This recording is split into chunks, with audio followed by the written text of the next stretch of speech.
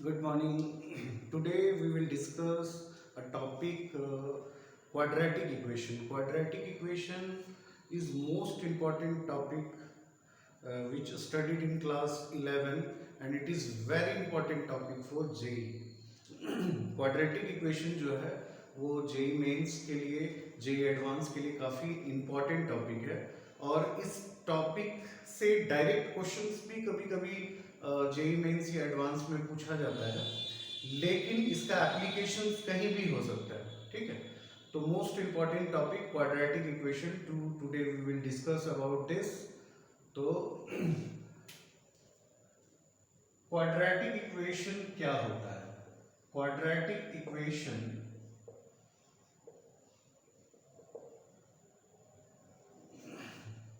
we know that an expression in the form ax square plus bx plus c and which is equals to 0, that is called quadratic equation। but quadratic equation में एक चीज हम लोगों को ध्यान देना है कि a doesn't equals to 0 and a comma b comma c belongs to R, a b c belongs to R। okay, सबसे पहले हम लोग इसमें देखेंगे कि how to solve an quadratic equation. एक क्वाड्रेटिक इक्वेशन को हम लोग किस तरह से सॉल्व करते हैं। तो एट फर्स्ट हम लोग क्वाड्रेटिक इक्वेशन को जो सबसे मोस्ट पॉपुलर तरीका है वो है फैक्टराइजेशन। बट फैक्टराइजेशन मेथड जो है वो हमेशा एप्लीकेबल नहीं होता है, क्योंकि every expression in the form of quadratic they can't be factorized, है ना। उसको हम लोग फैक्टराइज नहीं कर सकते। तो यदि कोई एक्सप्रेशन फैक्टराइज नहीं होता है तो फिर उसके लिए हम लोग क्या करते हैं, सेकंड जो तरीका है that is called method of completing square.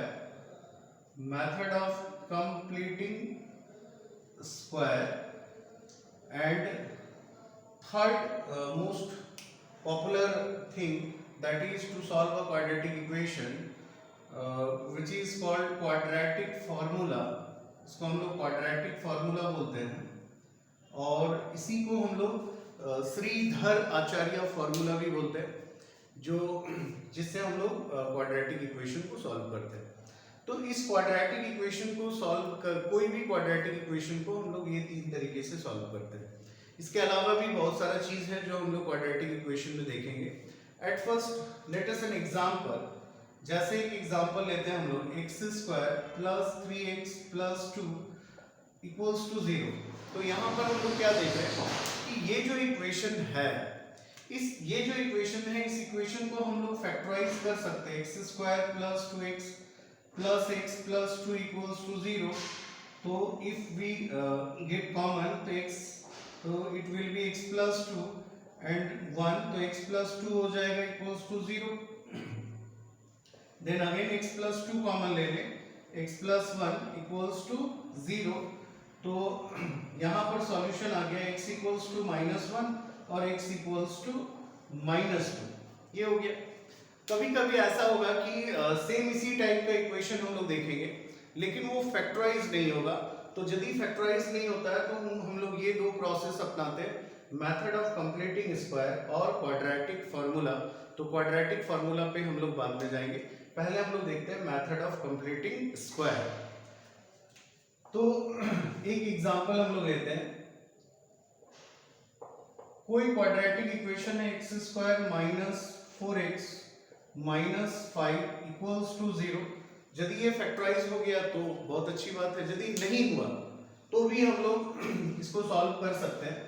जैसे मान लेते हैं यहाँ पर प्लस 4x दे देते हैं, ठीक है। और यदि ये फैक्टराइज नहीं होगा तो सबसे पहले हम लोग देखते हैं कि इसका जो डिस्क्रिमिनेंट है वो भी हम लोग क्वाड्रेटिक फार्मूला में देखेंगे।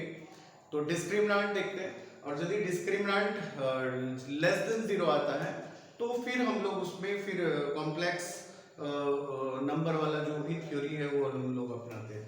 लेकिन सबसे पहले इसमें हम लोग देखेंगे कि इसको हम लोग कंप्लीटिंग स्क्वायर्स मेथड से देखते हैं कैसे बनाते हैं। तो सबसे पहले ये क्या होगा, एक्स स्क्वायर प्लस 4x और ये जो कांस्टेंट है इसको हम लोग इस साइड ले लेते हैं, तो this implies it can be written as, इसको हम लोग लिख सकते हैं 2 × 2x प्लस 2 का स्क्वायर, और ये क्या होगा 5 प्लस फिर 2 का स्क्वायर, 5 प्लस 2 का स्क्वायर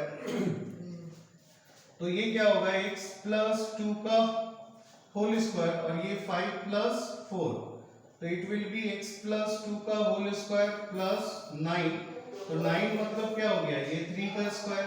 तो यहाँ से हम लोग कंप्लीटिंग स्क्वायर्स करके निकाल सकते हैं, और दोनों यदि स्क्वायर है तो क्या होगा x plus 2 does equals two plus minus 3, तो x इक्वल्स टू क्या होगा माइनस 2 प्लस 3, और फिर हो जाएगा x equals to minus 2 minus 3, तो यहाँ से 1 आ जाएगा और यहाँ से -5। तो ये भी एक प्रोसेस है जिसके द्वारा हम लोग किसी भी क्वाड्रेटिक इक्वेशन को सॉल्व करते हैं, ठीक है। तो ये हो गया एक जिससे हम लोग फैक्टराइजेशन मेथड, हालांकि इसको भी हम लोग फैक्टराइजेशन मेथड से सॉल्व कर सकते थे, लेकिन इसको हम लोग एक दूसरे तरीके से भी, मतलब जहां पर फैक्टराइजेशन नहीं होता है तो वहां पर हम लोग ये दो फॉर्मूला, ये जो दो तरीका है वो हम लोग अप्लाई करते हैं, ठीक सब। अब इसके बाद हम लोग आते हैं ये क्वाड्रेटिक फार्मूला क्या होता है, इसके बारे में थोड़ा सा हम लोग देखेंगे। उसके बाद फिर हम लोग क्वाड्रेटिक इक्वेशंस का एप्लीकेशंस कहाँ किस टाइप का प्रॉब्लम होता है वो सारा हम लोग देखेंगे, ठीक है। तो सबसे पहले क्वाड्रेटिक फार्मूला, जिसको it is also known as Shridhar Acharya formula. तो क्वाड्रेटिक फार्मूला क्या होता है, जैसे f(x) equals to ax² plus bx plus c and which is equals to 0, this is the quadratic equation। तो सबसे पहले इसको हम लोग जो प्रोसेस से क्वाड्रेटिक फार्मूला निकालते हैं, this process is called method of completing square. अब जैसे यहाँ से सबसे पहले हम लोग मेथड ऑफ कंप्लीटिंग स्क्वायर में क्या करते हैं, सबसे पहले ये x² को कोफिशिएंट फ्री करते हैं, ठीक है। तो x² को यदि कोफिशिएंट फ्री करेंगे तो यहाँ क्या होगा x² plus b/a × x plus क्या होगा c/a इक्वल्स टू 0। तो इस a को हम लोग हटा देते हैं, क्या होगा x² plus b/a × x plus c/a equals to 0। तो ये हो जाएगा x² plus 2 × b/2a into x। तो इसको हम लोग परफेक्ट स्क्वायर में कैसे करेंगे, तो परफेक्ट स्क्वायर में करने के लिए ये b/2a हो गया है ना, ये x हो गया, तो a² plus 2a into b plus b² हम लोग इसमें ऐड कर देते हैं प्लस b² इसमें ऐड कर देते हैं, तो यहाँ पर भी ये इस साइड आ जाएगा प्लस b² मतलब b/2a का स्क्वायर माइनस c/a, यहाँ हम लोग ऐड कर दिए, ठीक है। अब ये कंप्लीट स्क्वायर में आ गया, x प्लस b/2a का होल स्क्वायर, और ये हो जाएगा 4a² b² minus 4ac, b² minus 4ac। तो again it can be also written as, जब ये स्क्वायर उधर जाएगा प्लस माइनस होगा, तो minus b/2a plus root under b² minus 4ac/2a, मतलब ये कंप्लीट जो होगा minus b plus minus root under b² minus 4ac और divided by 2a। This is called quadratic formula, और ये हम लोग देख रहे हैं कि ये कहाँ से आया, कैसे इसको हम लोग निकाले, and this process is called method of completing square. And we know that this, ये जो b² माइनस 4ac है, मतलब d equals to b² minus 4ac, this is called discriminant. इसको हम लोग क्या कहते हैं, डिस्क्रिमिनेंट कहते हैं, ठीक है।